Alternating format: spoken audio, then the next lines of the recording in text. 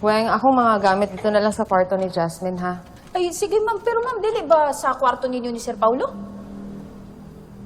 Pwede bang sundan mo na lang ako? At kayo na muna magbantay kay Jasmine. Kailangan kong puntahan yung kapatid ko sa ospital. Ah, sige ma'am. Uy, ang mga gamit, dali na. Hi, Marge. Kamusta na pala si Jobert? May pag-asa pa ba siyang magising? Pwede ba huwag kang magpanggap na concern ka sa kapatid ko? Dahil hindi bagay na tulad mong ahas at plastic. Wow! Kung makapagsalita ka naman, parang kilalang-kilala mo ko.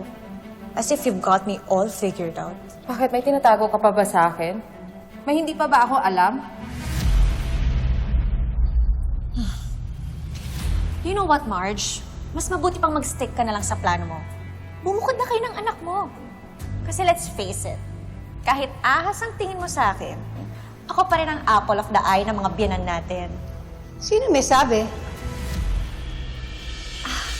And how dare you speak to Marjorie that way?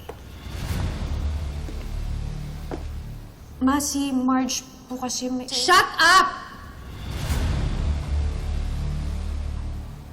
After everything, after all the humiliation, pinili ka naming tiisin para sa mga bata. Pagkatapos itong gagawin mo kay Marge, abay, wag mo naman kaming abusuhin, Thea. I was just asking her about her plans. Gusto mo manatili dito? Pues learn your place. Sa susunod na manggulo ka pa dito, ako mismo ang kakaladkad sa'yo palabas ng bahay na ito.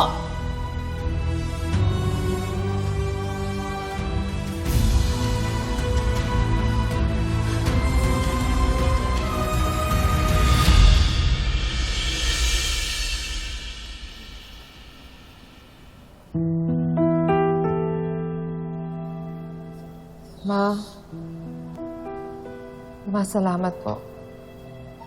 Hindi ko po in-expect na kakampihan niyo po ako. Galit ako kay Thea kasi kumabit siya kay Paulo. She destroyed any chance left na magkakaayos ang mga anak ko. But as much as I hate her right now, I still haven't forgotten na dinala mo yung nanay mo dito and she destroyed my marriage. So kung tutusin, pareho kayo ni Thea na responsable sa pagkasira ng pamilya ko. Ma, pinagsisihan na po yun ng mama ko. At huwag niyo po sanang i-blame sa akin yung mga kasalanan ng iba. I'm not blaming you for her choices. Pero hindi mo pwede itanggi. Naging complicit ka. You decided to stay silent. So don't expect me now to be loud and welcoming. Huwag mong isipin na porke pinatahimik ko si Thea ay magkakampi na tayo. No. I just chose the lesser evil, Marge.